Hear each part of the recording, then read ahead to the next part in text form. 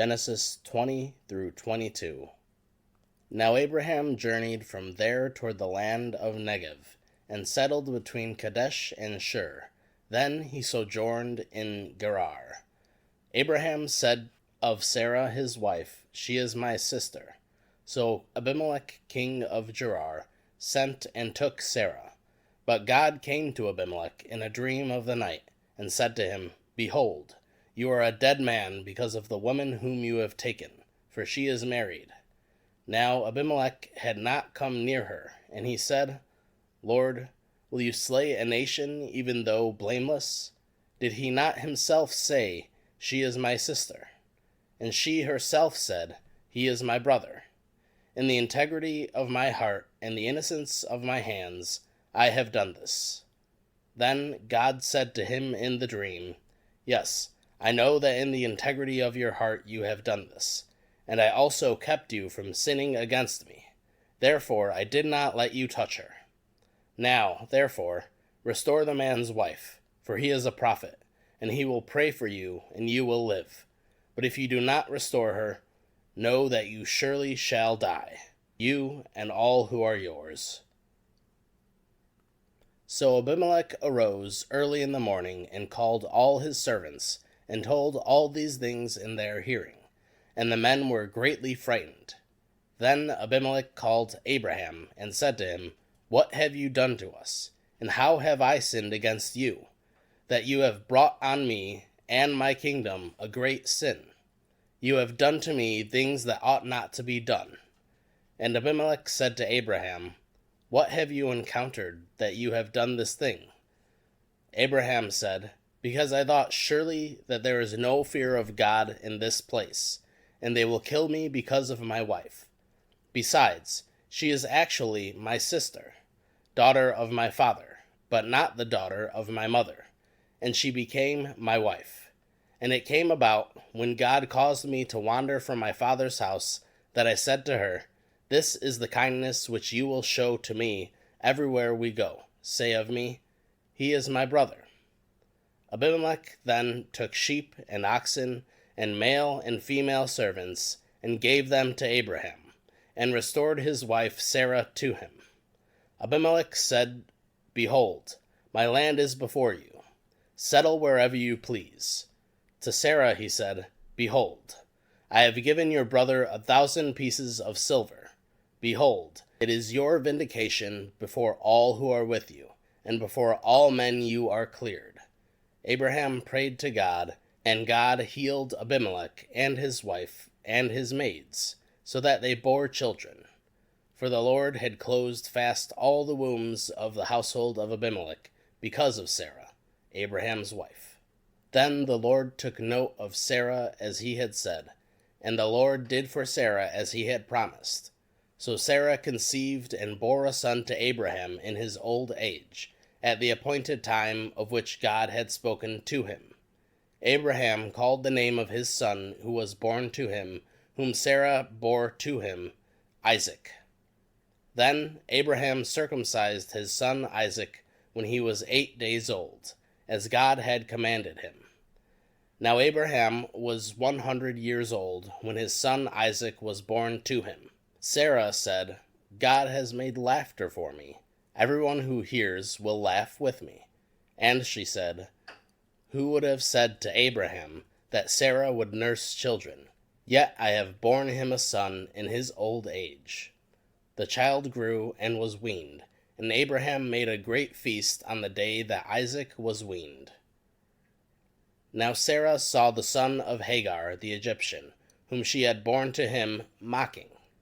Therefore she said to Abraham, "Drive out this maid and her son, for the son of this maid shall not be an heir with my son Isaac." The matter distressed Abraham greatly because of his son. But God said to Abraham, "Do not be distressed because of the lad and your maid.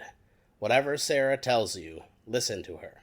For through Isaac your descendants shall be named. And the son of the maid I will make a nation also, because he is your descendant."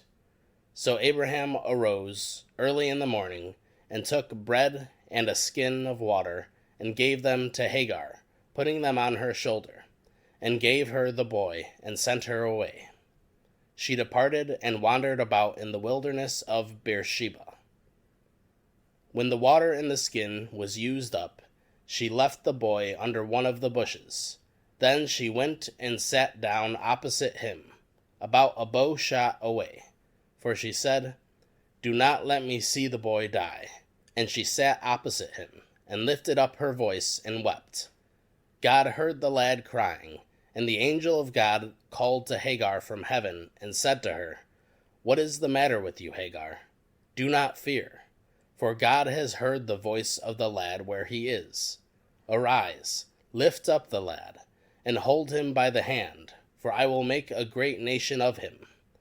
Then God opened her eyes, and she saw a well of water.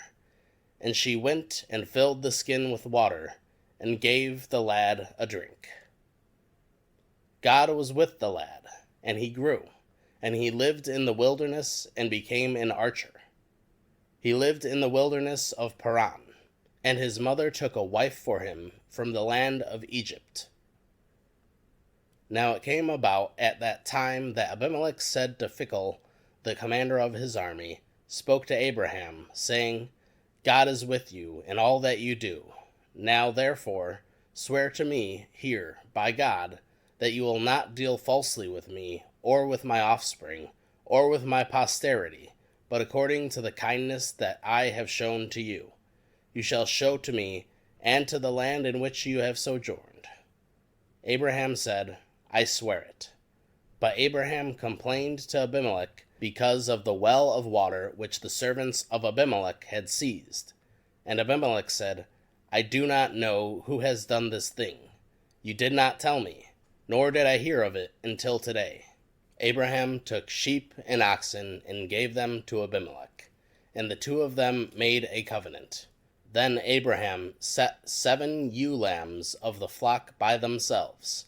Abimelech said to Abraham, "What do these 7 ewe lambs mean which you have set by themselves?" He said, "You shall take these 7 ewe lambs from my hand, so that it may be a witness to me that I dug this well."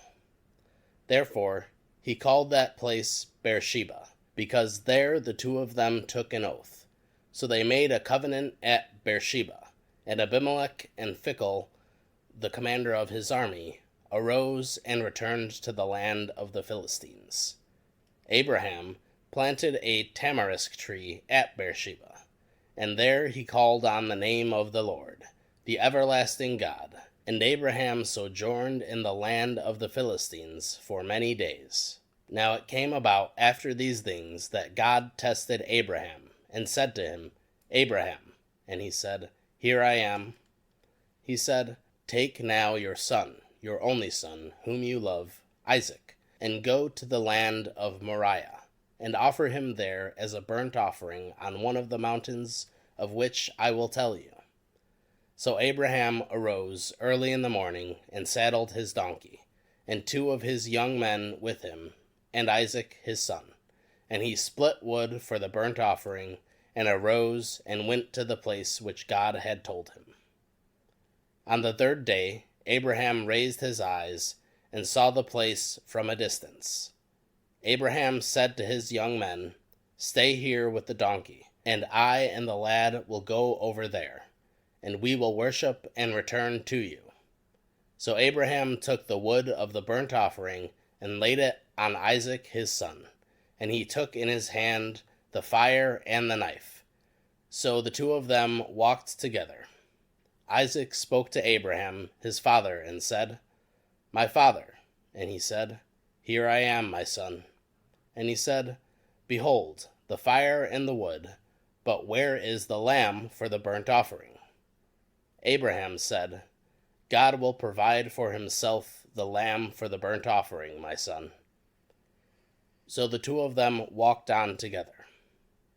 Then they came to the place of which God had told him, and Abraham built the altar there, and arranged the wood, and bound his son Isaac, and laid him on the altar, on top of the wood. Abraham stretched out his hand, and took the knife to slay his son. But the angel of the Lord called to him from heaven, and said, "Abraham, Abraham. And he said, Here I am. He said, Do not stretch out your hand against the lad, and do nothing to him, for I now know that you fear God, since you have not withheld your son, your only son, from me. Then Abraham raised his eyes, and looked, and behold, behind him a ram caught in the thicket by his horns. And Abraham went and took the ram, and offered him up for a burnt offering in the place of his son. Abraham called the name of that place, The Lord will provide, as it is said to this day, In the mount of the Lord it will be provided.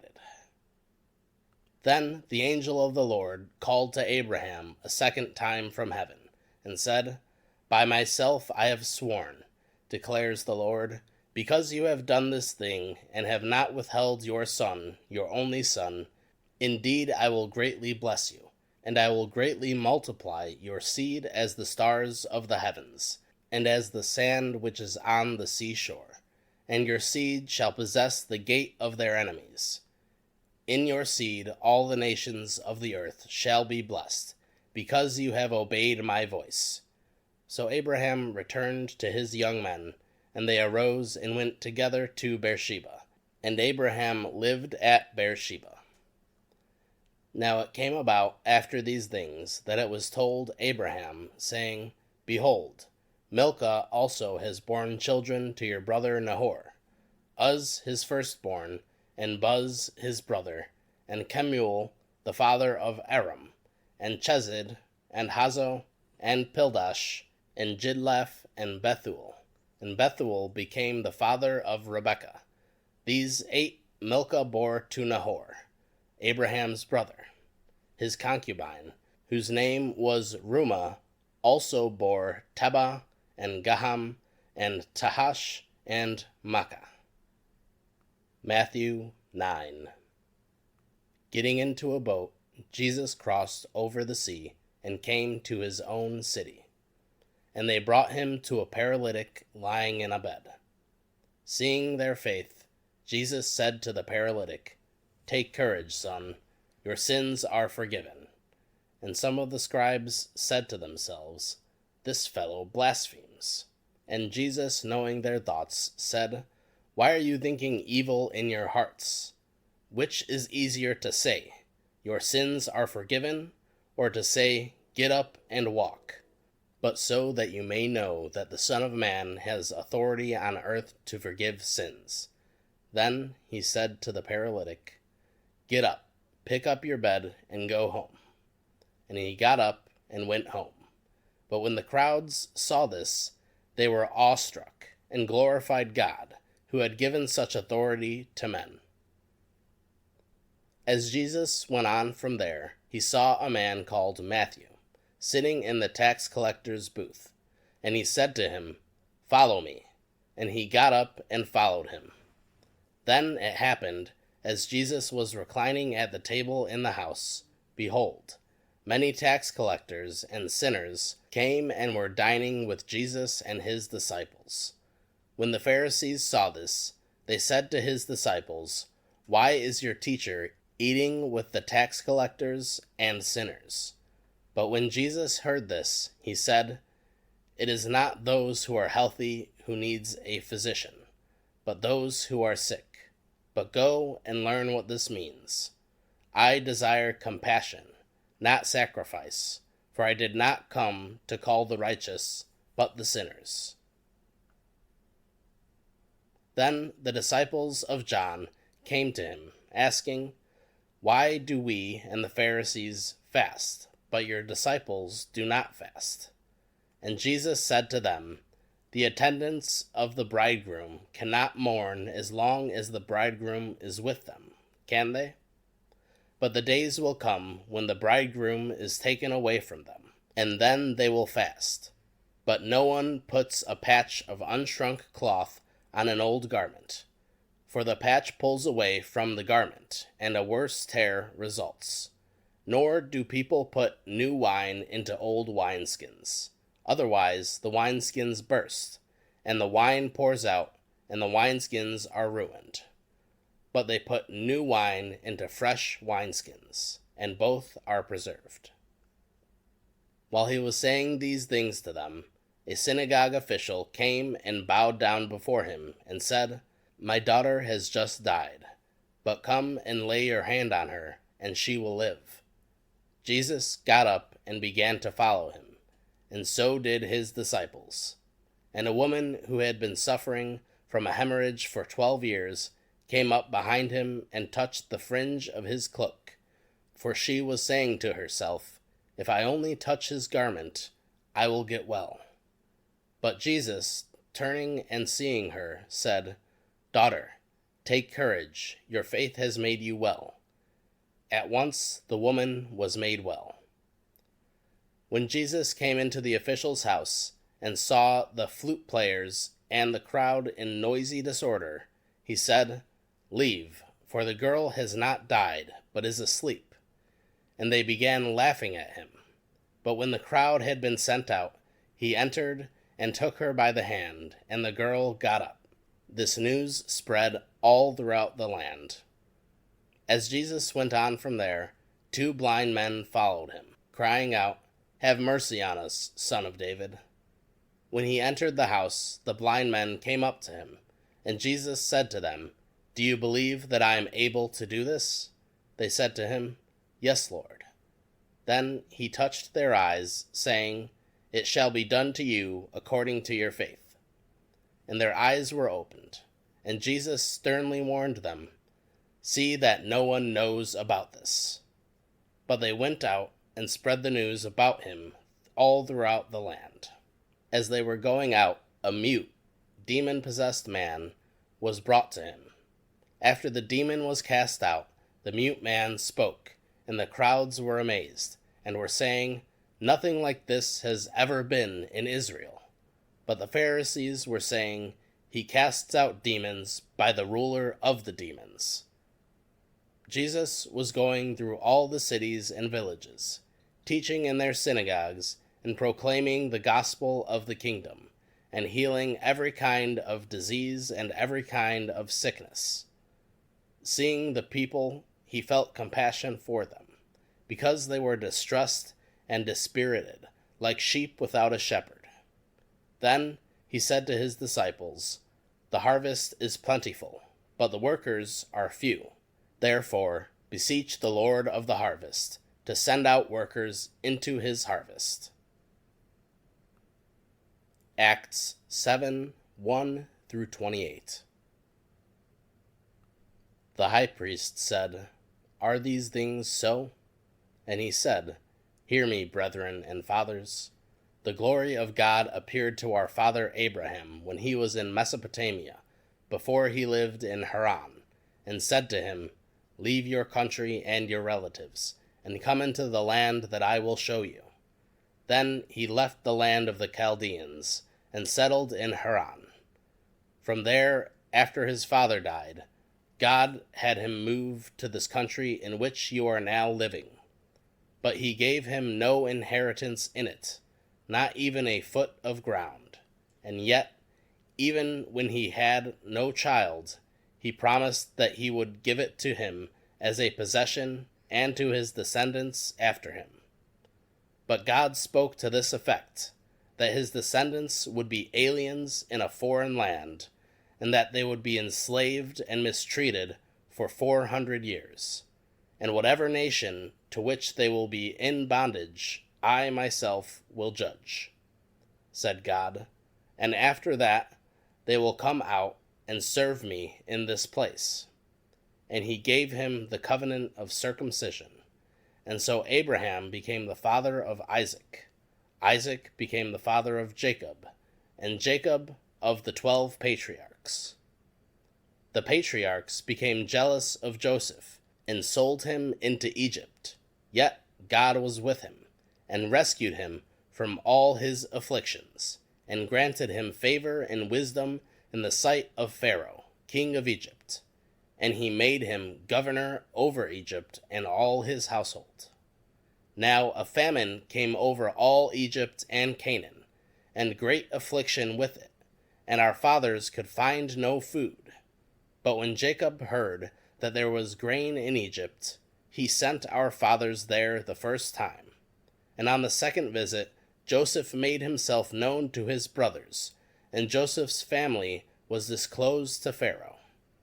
Then Joseph sent word and invited Jacob, his father, and all his relatives to come to him, 75 persons in all. And Jacob went down to Egypt, and there he and our fathers died. From there they were removed to Shechem, and laid in the tomb which Abraham had purchased for a sum of money for the sons of Hamor in Shechem. But as the time of the promise was approaching, which God had assured to Abraham, the people increased and multiplied in Egypt, until there arose another king over Egypt, who knew nothing about Joseph. It was he who took shrewd advantage of our race, and mistreated our fathers, so that they would expose their infants, and they would not survive. It was at this time that Moses was born, and he was lovely in the sight of God. And he was nurtured 3 months in his father's home. And after he had been set outside, Pharaoh's daughter took him away and nurtured him as her own son. Moses was educated in all the learning of the Egyptians, and he was a man of power in words and deeds. But when he was approaching the age of 40, it entered his mind to visit his brethren, the sons of Israel. And when he saw one of them being treated unjustly, he defended him, and took vengeance for the oppressed by striking down the Egyptian. And he supposed that his brethren understood that God was granting them deliverance through him, but they did not understand. On the following day he appeared to them, as they were fighting together, and he tried to reconcile them in peace, saying, Men, you are brethren. Why do you injure one another?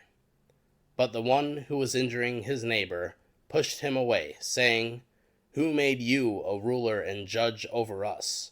You do not mean to kill me as you killed the Egyptian yesterday, do you? Proverbs 4:1-9. Hear, O sons, the instruction of a father, and give attention, that you may gain understanding. For I give you sound teaching. Do not abandon my instruction. When I was a son to my father, tender and the only son in the sight of my mother, then he taught me and said to me, Let your heart hold fast my words. Keep my commandments and live. Acquire wisdom, acquire understanding. Do not forget, nor turn away from the words of my mouth. Do not forsake her, and she will guard you. Love her, and she will watch over you. The beginning of wisdom is acquire wisdom, and with all your acquiring, get understanding. Prize her, and she will exalt you. She will honor you if you embrace her. She will place on your head a garland of grace. She will present you with a crown of beauty. Psalms 9:1-10. I will give thanks to the Lord with all my heart. I will tell of all your wonders. I will be glad and exalt you. I will sing praise to your name, O Most High. When my enemies turn back, they stumble and perish before you. For you have maintained my just cause. You have sat on the throne, judging righteously. You have rebuked the nations. You have destroyed the wicked. You have blotted out their name forever and ever. The enemy has come to an end in perpetual ruins, and you have uprooted the cities. The very memory of them has perished, but the Lord abides forever. He has established his throne for judgment, and he will judge the world in righteousness. He will execute judgment for the peoples with equity.